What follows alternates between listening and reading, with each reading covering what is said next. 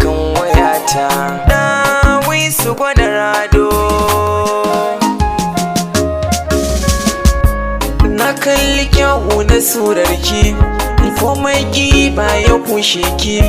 Ina ma na aure ki, ke ce farin gani na. Ruhi na ƙaunar ki ta yi zaune, zafi na so ya fi gaushi ne. Kaso mai san ka dabara ne, gare ni kin yi rana. Da kwarjini a fuskar ki, ko soja baya raina ki. Muje na cewa banki, zan mutu na rasa ki. Ƙaunar ki ta zamo tamkar tufafi gashi na sanya.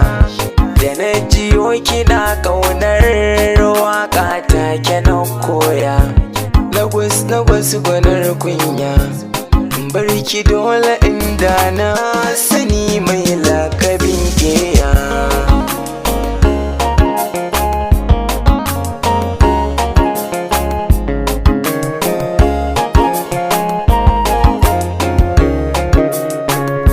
San gaskiya ke da amfani, junan makarmi wajen jani.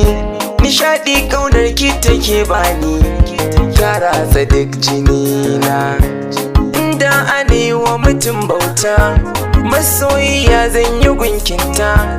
Zan mai da kai in ta bautar ta, kun gane manufana. Shirka ce ka bauta wa wanda ba Allah bane ba. Ni aure mu kulla bakin masu zuwa da zamba.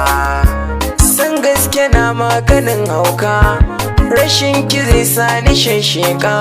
Da ni nasara za a man barka, kin zama mallaki na.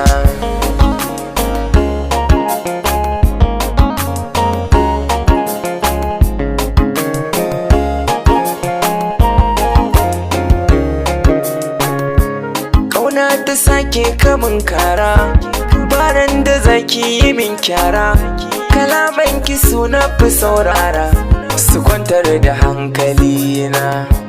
Rukon amana kisa yarda, farashi na suna ki bai tsada.